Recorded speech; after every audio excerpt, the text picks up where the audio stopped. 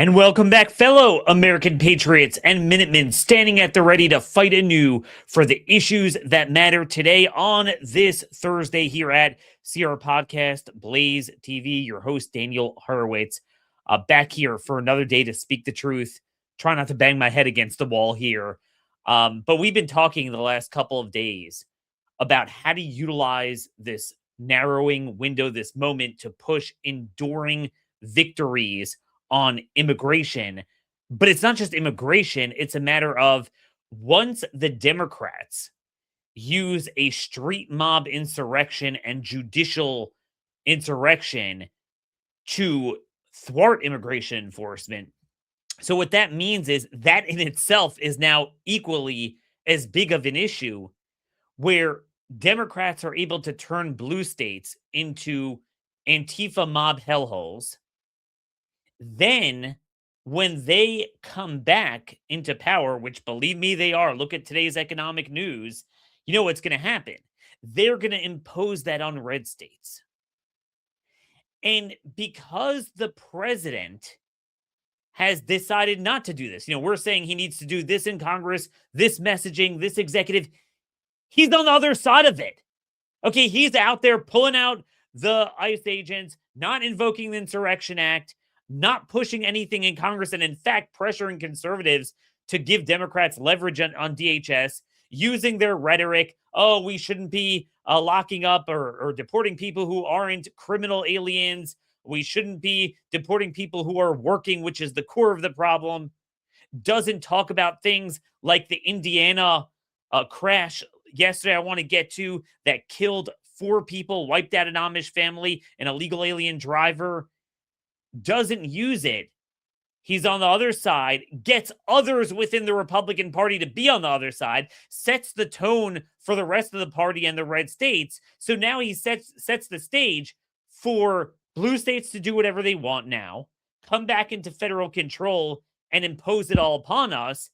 And then now, because we've gone 10 years, 5 consecutive cycles with Trump's terrible endorsements, indulging our issues to death, but then not implementing them and contaminating its messaging. So now we haven't built the infrastructure and this parallel institution with leaders that you're seeing the blue states do. We haven't built that in the red states so that when they get into federal control, federal power, and they do to us what they're doing in the blue states, well, guess what?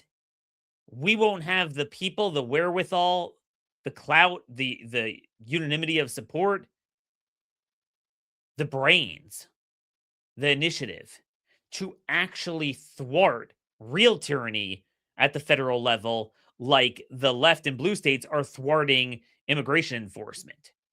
That, my friends, is what we are facing today to sort of tie in both the federal surrender of Trump, but also, on the state level. So we'll start with federal immigration stuff. We'll get to the states today. Of course, subscribe and like our YouTube channel at Horowitz Show. Subscribe to our Substack at, you can put your phone up here if you're watching, Liberating Truths, Daniel Horowitz Substack. So, folks, here's the thing. I've been saying this forever, but we're coming on the 11th year of MAGA, of Trump control of the Republican Party. And ironically, the Republican Party has not changed one iota since MAGA assumed power. That's the irony of all of this.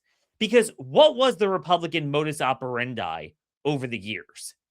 It was basically to rhetorically indulge our grievances, the grievances of the part of the country not represented by the Democrats, the permanent political class, but to indulge it just enough to ensure that a legitimate opposition never arises to actually push for real enduring change, real enduring reforms. So the fact that MAGA came around and talks our issues to death even more emphatically doesn't change anything. And in fact, it harms us because it's made it harder to create this parallel institution to create primary challengers, because on paper, Trump is broadly indulging our issues. So there's no need. Papa's taking care of us. Number two, it's worse off because Trump has a degree of control that Mitt Romney, George W. Bush, McCain, Paul Ryan never had. John Boehner, Mitch McConnell, they never had this degree of authority. If you would have had, I don't know, a Romney-like president now saying we need to go soft on immigration, we need to pull out, we should only deport the criminal aliens, certainly all the economic garbage, you would have a rebellion and you would start grooming leaders in the red states to do differently. But we don't have that because everything has to be Mr. Trump. Moreover, he endorses all these guys against our guys. So we're left with nothing. So what was the GOP? Shut down opposition by indulging our issues rhetorically, but then get in there and essentially focus on whatever the dominant special interests of the day want to do. Well, what are those special interests? Now there's crypto and AI. So we're seeing this from Trump. We're seeing this from Congress. We're seeing it from red state Republicans, that they campaign on our issues and they do the opposite and focus most of their attention on the special interests. Isn't that what the GOP was like our entire life? The only thing that has changed is we've just given swing voters more of a white trash sort of vibe to make us more unelectable. So we've tethered MAGA's luggage with the existing GOP stupidity.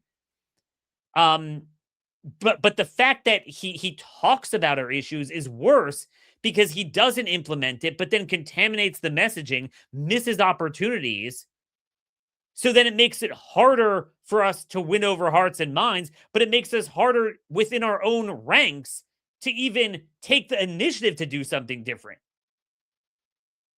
And then you're left with this mismatch now between blue states and red states, where blue states defy and red states comply. Blue states defy the Constitution. They defy natural law. They defy precedent-ordered liberty when it matters. While red states, when you have real tyranny, like we saw under Biden at the federal level, they comply when the system is thrust upon them by the feds. And on some issues, frankly, they join in. Most Republicans support data center land grabs, wind and solar land grabs. They support criminal justice reform. They support illegal immigration, certainly mass migration that's legal as long as, they don't commit crimes. So we haven't created parallel institutions and systems in the red states to deal with the prevailing problems.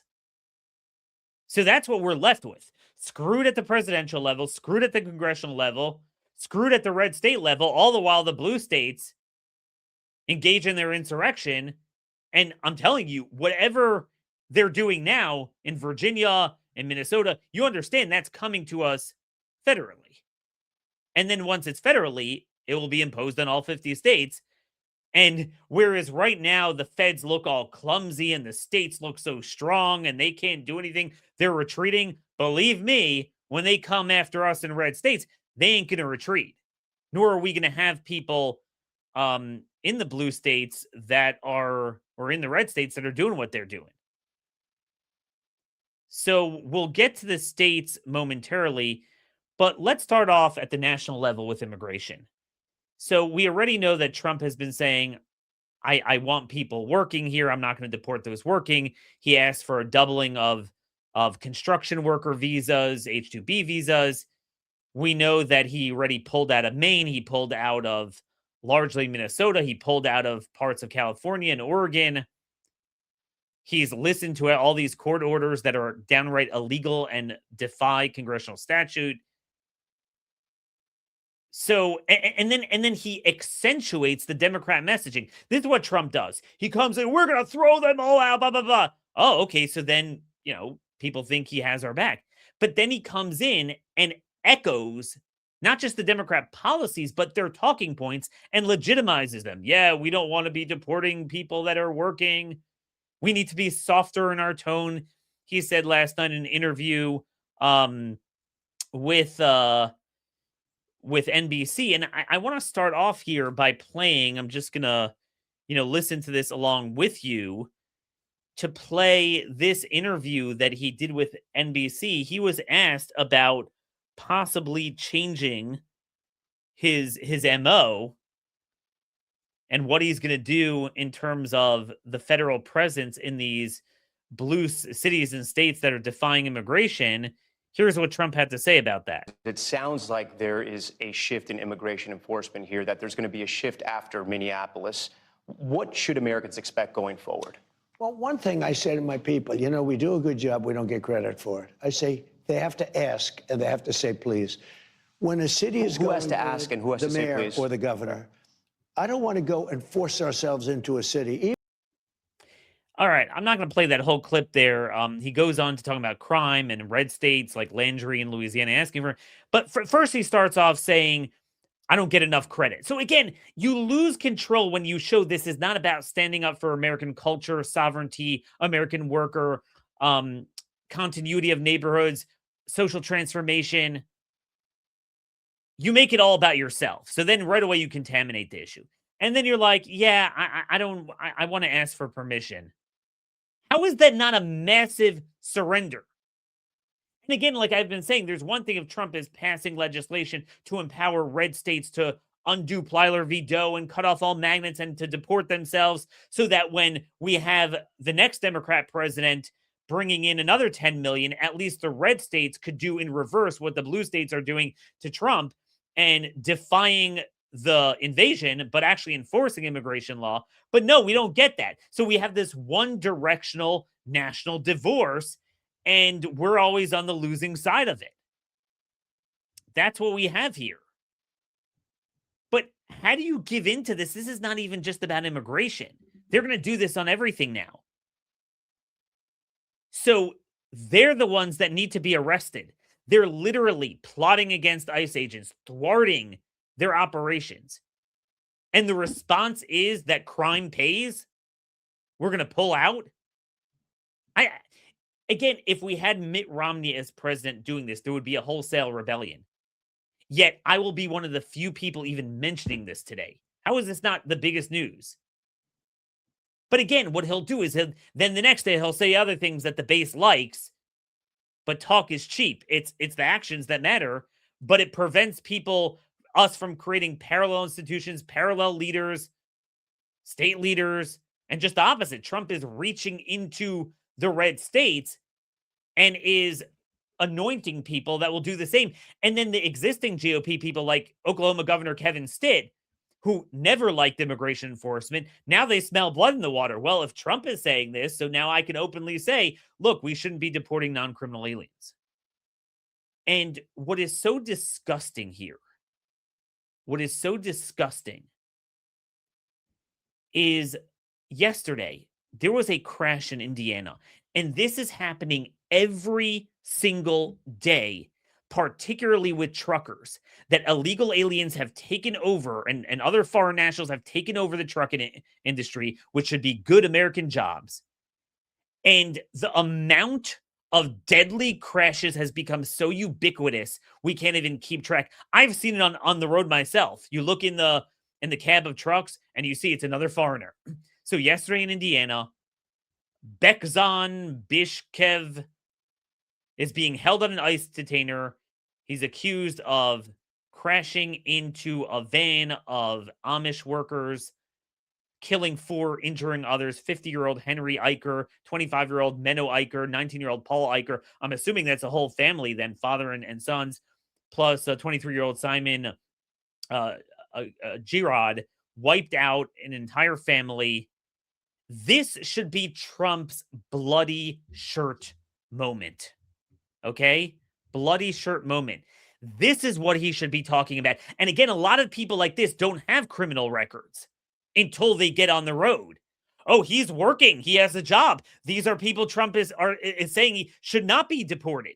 But no, he should be messaging that this is happening every day. Sadly, it's not like he has to look too far. There's examples of this every day, every few days. Families wiped out. It's the most devastating loss because they're not even sick. There's no warning, a car crash. They're driving around in these trucks. This should be a push for street level enforcement at a state level. He should use this to push stripping of jurisdiction of the courts, get them out.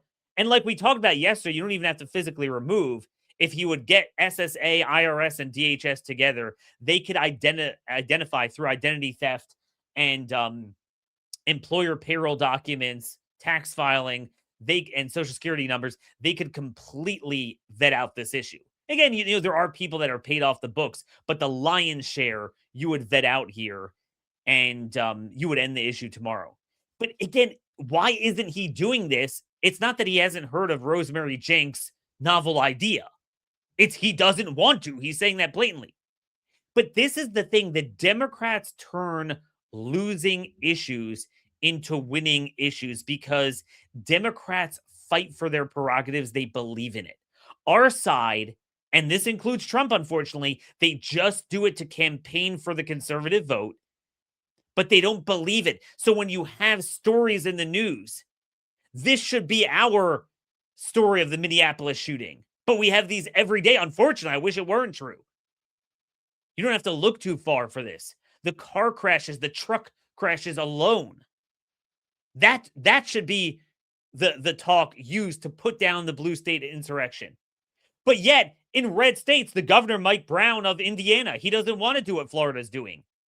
He doesn't want to do street level enforcement. He supports this stuff. And this is not the first crash we've had in Indiana. There's been a bunch of them under his watch.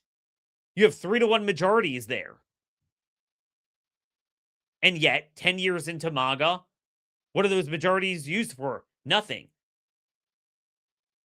I want to get to Indiana actually in a minute, more on that. But let's go back to federally. There's a couple more news stories I want to get to that are extremely, extremely important that demonstrate Trump's myopic priorities in federal versus state power, that when he should clamp down on states, he doesn't do it, and where it's not in the power and certainly not within our political interest to do it, he wants to do it. How he contaminates our messaging, screws up our issue, and then lends his juggernaut reputational control of the GOP to ideas that we used to fight under McCain and Bush and whatever, but now we have no agency to fight them because Mr. Trump. It's pathetic. I'm sorry. But anyway, an Oregon judge, every day you have this now, Oregon judge, federal judge said that ICE needs a warrant to arrest people unless they're a flight risk. Now, folks, I have said this so many times, you don't even have a congressional structure and statute for warrants because throughout our history, 140 years of case law and 200 years of practice, we've never had warrants because deportation is not a criminal punishment. It's an administrative consequence of sovereignty. You're not entitled to due process.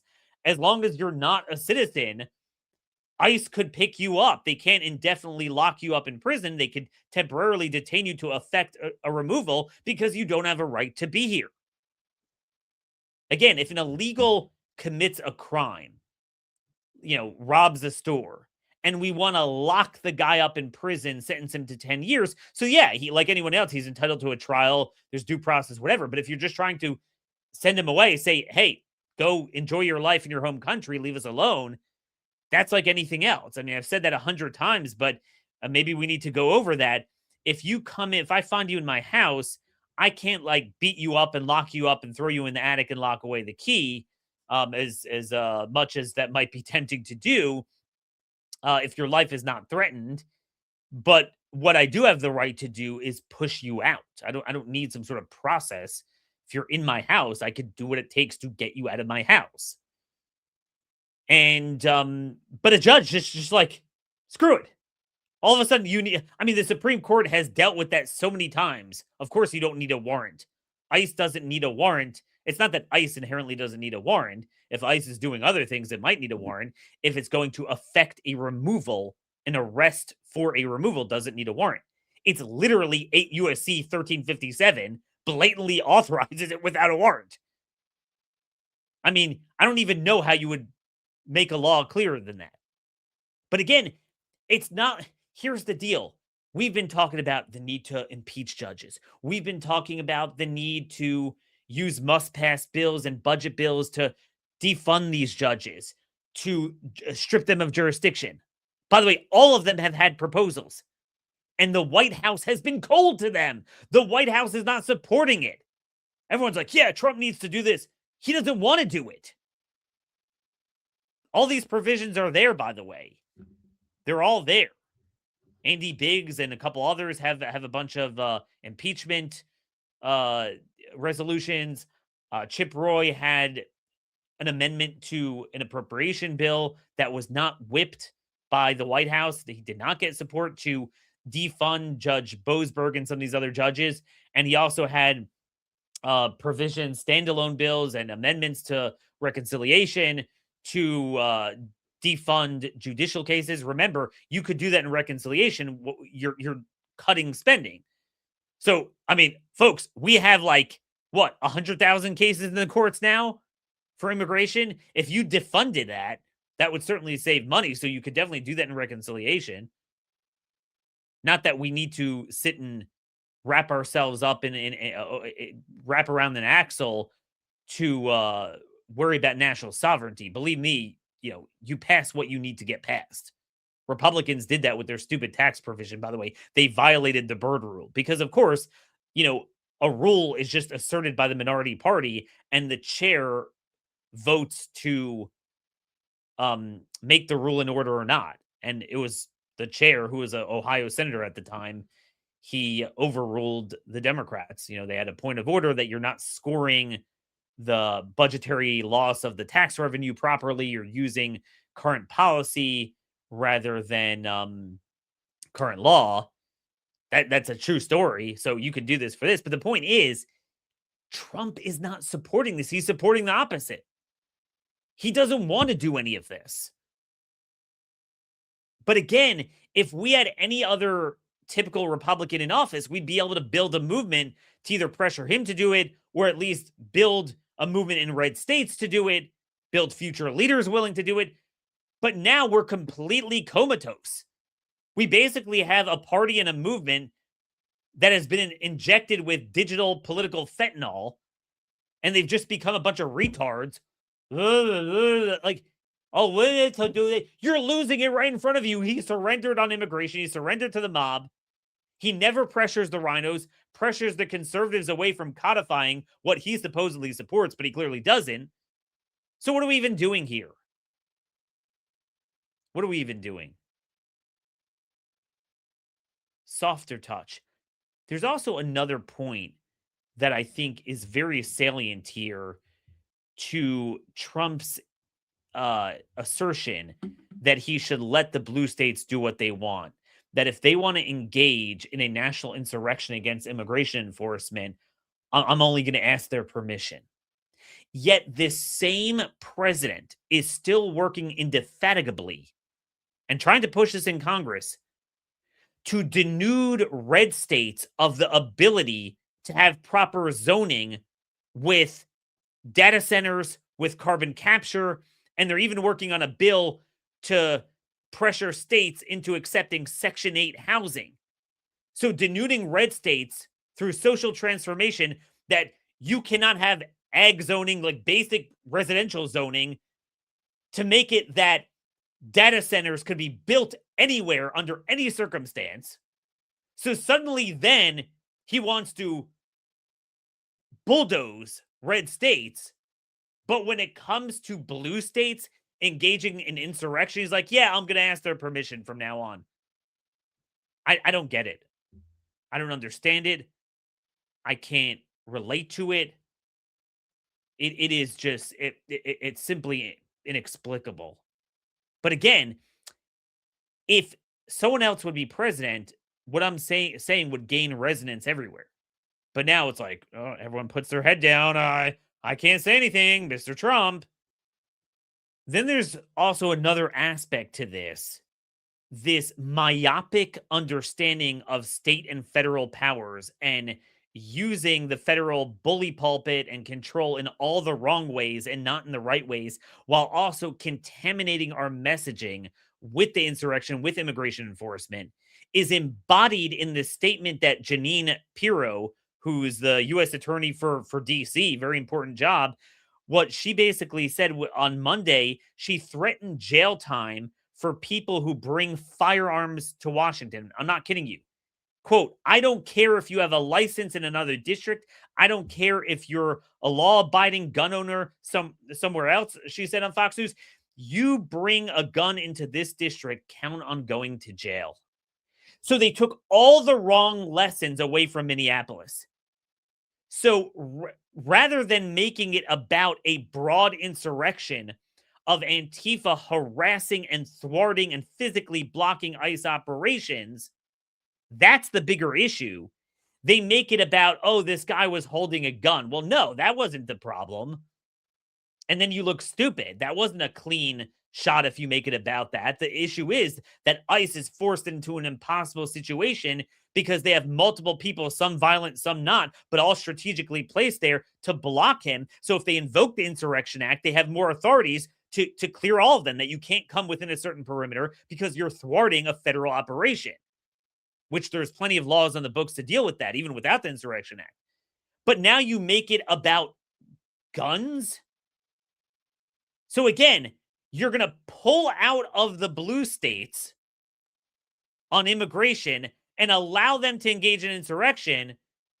But if you're a law-abiding person who carries a gun because you have a license, which you shouldn't even need, but even if you had one and you're caught in D.C. with all the crime and you want to protect yourselves, so then you're going to be arrested. I cannot conjure up of a more convoluted, degenerate juxtaposition than that. I cannot think of a worse messaging and a worse policy outcome. And again, the state and federal stuff completely upside down, inside out.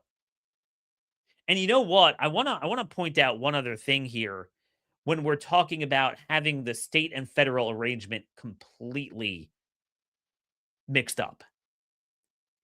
Trump should encourage red states to be independent, encourage the 10th Amendment, but be very clear about certain things. I mean, you can't bring in illegals and harbor them because that you're traversing the national sovereignty. But instead, he gives in on that. But then here's what he had to say about election law and voting laws, voter ID, which again, we obviously support voter ID, but listen to the messaging on state powers. Exactly did you mean when you said that you should nationalize elections? And which 15 states are you talking about? I want to see elections be honest. And if a state can't run an election, I think the people behind me should do something about it. Because, if you think about it, a state is an agent for the federal government in elections. I don't know why the federal government doesn't do them anyway. The state is an agent for the federal government. And we know he said this in a number of other contexts when it's convenient. He said it during COVID. Okay? He pressured, believe me, I mean, I remember that. People from the White House were calling the few governors standing up to this in COVID, saying, we need a national standard. National standard. And again, I understand a lot of us are upset about blue state election laws. And if we're just that, maybe I could say, look, in federal elections, I could justify the outcome. But the messaging, especially when it ties into what he's saying about guns, what he's saying about, Section 8, carbon capture, data centers, what he wants to do with the states, you have a perfectly inverse, dyslexic view of state and federal powers, where when blue states are engaging in an insurrection against federal immigration enforcement, he's suddenly, pedal to the metal. States could do what they want. I need permission from them. And then when it comes to everything else, you're just an agent for the state. This, my friends, is how you get negative efficacy. You get negative efficacy because nobody else ever indulged our issues, messaged them in the worst possible way, and then backed down and wound up doing the opposite. But also nobody had this much clout to get all the current GOP officials to stand down, get all the conservative influencers and, talk radio show hosts to stand down and agree with it, and then also endorse an entire new generation of people who agree with you or will stand down because, that's it. And we can't elect people who will challenge that because, well, Meta Trump. It's just this whole thing is utterly, utterly pathetic. So I think it's become abundantly clear to all of us that obviously nothing good is going to happen that's enduring. I mean, I'm going to continue fighting for it, pointing out the opportunities, but it's very clear we're going to be left with negative efficacy. So where are we headed? Okay, where are we headed with the states? We're headed in that Democrats are obviously going to win. And then I want you guys to watch everything you're now seeing in the blue states. That's what you know is coming down the pike. And that's what's going to get us everywhere. And then again, now you might think, oh, well, okay, but now we're in the era of states defying. No, blue states defy, red states comply. And I want to show you the juxtaposition that you're seeing and what to expect and why this is going to leave us with zero agency if we don't build it now in the red states. And I've tried for years, but these endorsements are just terrible. They're hard to get through. But let's go through the blue states defy, then we'll go through the red states comply with the system, while the blue states defy our system. So anyway, there's an interesting article here from Andy No's outlet. What's it called? Pod Millennial. More than 34,000 Minnesotans have signed up to serve as volunteer observers of federal immigration enforcement operations since the fatal shooting of Renee Good earlier this month, according to Washington Post. Activists in Minneapolis and surrounding areas have been organizing through a network of volunteers using encrypted messaging app Signal, coordinating ICE observing efforts to track and document. And as we well know, they're not just observing. They're actually getting in the way and thwarting at a minimum, if not getting violent. But I look at that and think, I had trouble articulating throughout the Biden administration what I meant when I said, look, it doesn't have to be this way. Red states could work together, the governors, the AGs, the legislators, the local sheriffs, to all come together and say, look, we're not going to allow you to go and arrest Americans on things that prima facie, the charges are not because of what they did, but because of what they believe. And the Democrats are showing you exactly what that means. To have parallel institutions, to bring in sort of, we talked about red state militias and county level sheriff's posses. That's what they're creating under the color of law. So you don't have a problem where basically it's being sanctioned directly or indirectly by local law enforcement and the local political apparatus. Right. I mean, Minnesota has made that abundantly clear. You see from the lieutenant governor on down, the legislators, the local, police chiefs, they're all in on this. But now, again, I would be at peace with this if I knew we were building this in red states when they come and do this to us, but we don't. We haven't built that. That's the reality. They're going to be coming after us. And what are you going to do when they come for you? That's the question we need to be asking now. What sort of leaders are we electing in red state primaries? What sort of institutions and strategies are we building to deal with this? Because remember, Democrats were already slated to come back 10 times stronger from the Biden era weaponization of DOJ. But now they have this official excuse. Well, you did it with ICE. You came in and grabbed people. Again, obviously, they'll blur the distinction there, and they'll do it back to us now. But the difference is, whereas blue states defy the feds, including where the feds are actually right and engaging in the most clearly authorized federal power, red states comply. It's that simple. I want to just talk about Virginia briefly. So, what's interesting? Virginia is not a state that Democrats typically hold the trifecta. They've had in modern history, they had a trifecta, I guess in 2019, that era. But usually it doesn't last for more than one term, 1, 2, maybe 4-year period. Typically it's divided. That's Virginia has been divided. So we're not talking about, California, Massachusetts, Vermont, where they've had impervious trifectas for as long as you can remember, where you don't have to worry about ever losing power, where there's nothing you can do, like Maryland, there's nothing a Democrat can do to lose power. Here you'd think you'd have to worry a little, but no. They come in there and they run Virginia the same way they run Massachusetts.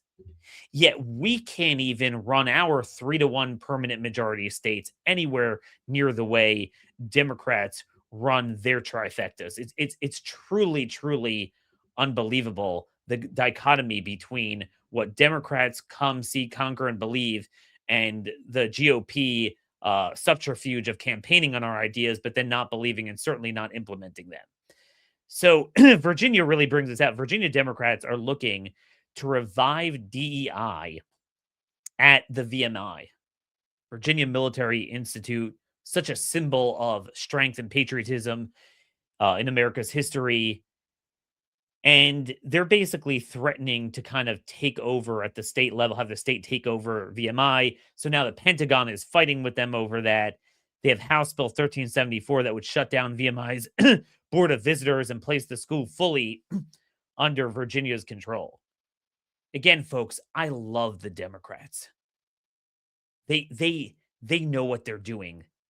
But again, when I talk about when you don't put down an insurrection, you understand it's not just about immigration. They're going to do whatever they want. They don't care about tradition, precedent, order, liberty, constitution, rule of law, statute. In fact, the opposite is true. They will do what they want. If they will it, they do it. It's 100% political will. There's no law. Whereas in the red states, even where we have the Constitution, law, precedent, tradition on our side, they won't fight for it. That's how pathetic this dichotomy is. But again, I want you to understand, if you don't put down the insurrection, this is what you're going to get. And I'm fine with national divorce because I'm starting to think, look, if we can't control the feds, heck, we can't even control red states. We're certainly never going to control blue states. But if you're going to cede the blue states, but then not do the same in red states, then we're left with a big problem here. One other Virginia story, the Loudoun County School Board, they held a closed-door training session focused on responding to terrorist activity during school board meetings. Now, you might think that means, like these crazy tranny or just lone wolf, disenchanted, psychotic 17-year-old high school shooter. They're just making sure that if they have one of those during a meeting, they know what to do. No, that's not what they're referring to. They're referring to the parents. According to multiple sources who were in the room but requested we not identify them, the terrorism training involved dozens of actors brought in by the school board to act as Loudoun County parents. So again, this is what they're doing in blue states now, but you understand when they take over federally, which is going to happen sooner than you think. I mean, the first year of this presidency went by very quickly. Before you know it, we're going to be back. This is what they plan on doing with DOJ and FBI. Heck, they'll probably retool ICE to do this. And, all those holding facilities, they'll use them for us. So we're not going to have in place in red states leaders and institutions and strategies and the political will and the subculture behind it to do what the blue states are doing illegally for invaders. We're not going to have for Americans when basic civil liberties are violated. just like we didn't have last time, except it will be 10 times worse. And you know what? They're going to have a lot more political capital than they came in with in 2020, which wasn't much. And just so you understand how Democrats play for keeps. So what I always love watching Democrat strategy because it's really a mirror image of my own strategy. I actually think like a Democrat for my views. In other words, I actually believe in them, like Democrats believe in theirs. So there's an interesting article in Politico. Democrats say the next IRA, Inflation Reduction Act, will be about speed. And basically, the gist of it is top Democrats frustrated with the Inflation Reduction Act's muted political payoff say their next major climate and energy bill needs to deliver tangible benefits to voters far faster than last time. Democrats recognize the exigent need for enduring victories. So they pulled it off with Obamacare. So, the last time they had the presidency was Obama. That was their big signature issue, and they pulled it off. They got an enduring victory. They're willing to lose 60 seats for it as long as it's enduring victory. Their biggest, at least legislative function, I think we would argue the weaponization and stuff that was done executively and through the courts was worse, but their signature legislative accomplishment was the Green New Deal. And they recognize that as much as some of it is intact, but we did manage to repeal some of it because of the lag time that it took to implement some of this stuff. We didn't get rid of all of it, but we got rid of more than we usually do. That was probably the biggest accomplishment. By the way, it would have never happened without people like Chip Roy and Eric Burlison and Andy Biggs and people like that. It would have never, no thanks to the White House. They were willing to accept a reconciliation bill that had zero repeal of the Green New Deal. But anyway, I digress. I'm just telling you, they will play for keeps. And it's not just about energy policy and environment and green energy. They will do this on everything. They recognize how to use power. So this is coming for us. Okay, so now we explain the national scene. We explain the blue states. Let's go to the scene in red states. Okay, so when they come in, we're going to have states that are going to stand up for us. Well, let me ask you this much. How could a red state stand up against the feds and interpose against their policies on our behalf when it's kind of tough to do that, when they will freely, in state policy, without pressure from the feds, on their own, engage in tyranny in red states, even worse than the Democrats do? Let me welcome you to Indiana. Republicans have 3-1 majorities in both houses. Every state official is a Republican. They have a permanent lock on state power. They can do whatever they want. Rather than focusing on how to get rid of all the illegal alien drivers, there's been multiple terrible fatalities. American families wiped out because of these illegal truck drivers. You had the one yesterday wiping out an Amish family. What's their focus? No, they don't support that. No legislation is going to do that this year.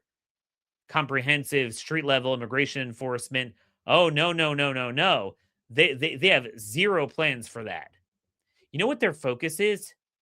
To make sure that every locality can't have due process with a zoning hearing when big tech wants to rezone an area for a data center or even a wind and solar project, to rezone from agriculture that we need to AI, chatbot slop, and wind and solar that we don't need. Okay? So, Indiana HB 1333, a Republican bill, a couple days ago passed 56-43 in the House, is headed to the Senate. It would basically require that there's no rezoning hearings for project development on land that is ag land and now being rezoned for basically energy and data center projects. So it would include some energy we like, but it would also include carbon capture. It would include wind and solar. And just so you know, Indiana has become a doormat more than almost any other state in the country. I mean, it's definitely in the top 3 for data centers, wind, and solar. It's heartbreaking. the beautiful farmland is just raped. And I know those of you from Indiana, if you have stories, email me, Daniel Horowitz at startmail.com. I hear from you all the time, a bunch of you on this. This is a big issue. So if you're taking the current baseline and you want to make it worse, this is not about building, coal and natural gas and oil refineries. That's not what this is about. And what was sickening is that every single Democrat voted no, and yet all but 13 conservatives voted yes. So something like 50 Republicans voted yes, just 13 no. This is what we have left in Indiana. It's funny. Trump is actually focused on primaries, but for the wrong reason. It's because they didn't do redistricting, which we see is a losing boondoggle anyway. But even if you believe they should have done it, that's emblematic of a broader problem. What's more important in Indiana? To try to eke out one more GOP federal seat when it's not going to make a difference for 50 million reasons? Or to actually use your existing 3-1 state majorities to have land sovereignty, immigration? I mean, those are the things that define you. Your land usage, whether it's, God, gold, land, that's what we need. Currency, agriculture, food. And then the culture, immigration. You can't really get bigger than that. Yet Republicans in Indiana and really in most other states, they are literally on the opposite side with the wind and solar projects, with immigration, and with data centers. They're worse than Democrats, straight up. Some of that's a little bit political because Democrats are out of power, so they're not in with the special interests, so they could vote along with the people. The minute they get into power federally, they're going to be in with big tech like they always are. But it's insane. That's another way they're going to get crushed. But folks, this is happening everywhere. West Virginia.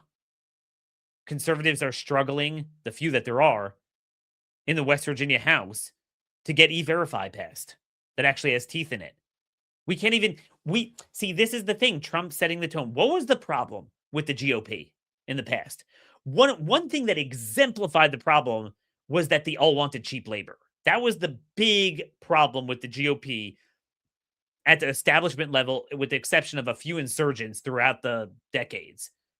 That was always the problem. They never wanted to get to the core of the immigration issue, or at least the illegal immigration issue, but it ties into visas as well.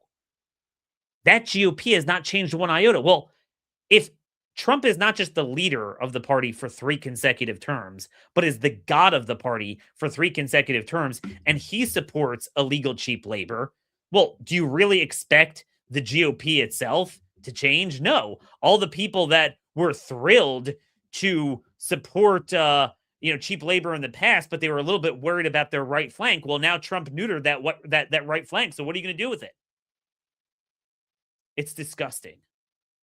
So this is what we get left with there. West Virginia, Oklahoma. One of the Freedom Caucus members there came to committee to introduce his E-Verify bill. He thought it wouldn't be controversial. He was subject to 45 minutes of verbal abuse at the committee. Republicans, how dare you do this? And, all this stuff, it's against the law and everything.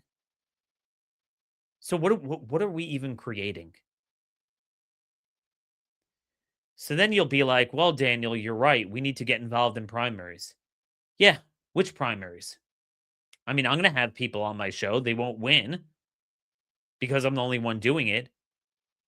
You tell me how you get through a Trump endorsement. And let me give you some examples.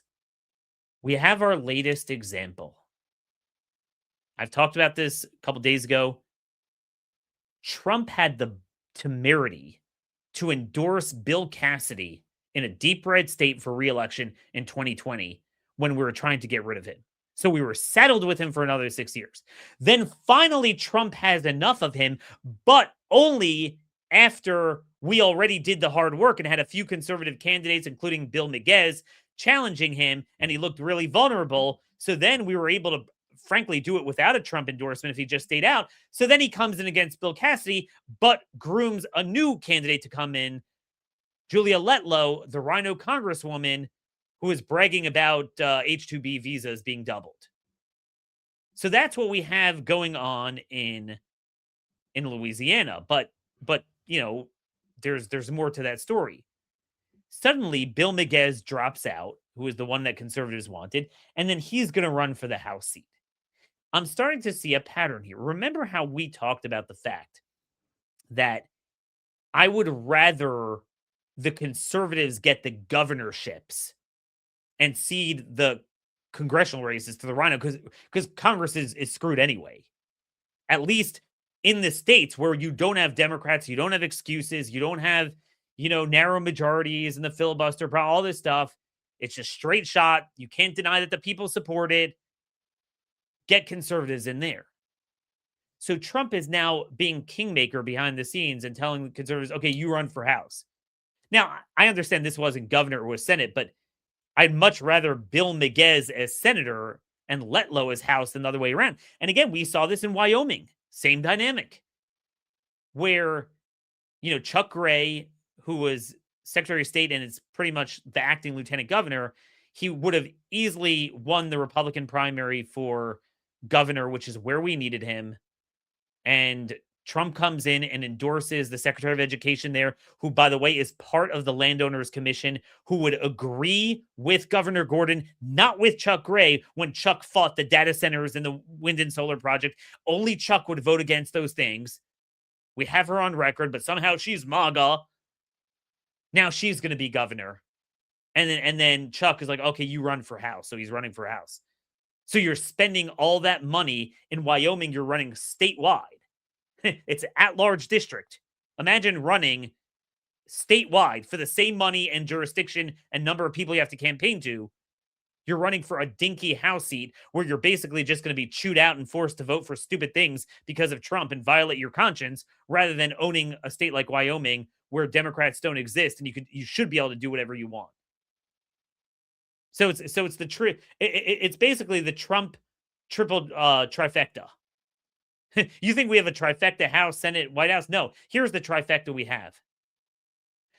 Letting blue states defy immigration law. Blue states could do what they want. Screwing up your opportunity at the federal level. And then grooming a bunch of reprobate, retard Republicans in red states so that when Democrats come in federally and impose what they're doing in blue states now, nationally and on the red states, we won't have the leadership and the institutions created in the red states to interpose against the tyranny the way the blue states are interposing against Trump. That, my friends, is negative efficacy to the nth degree. And until tomorrow, folks, God bless y'all. And that's just the way it is.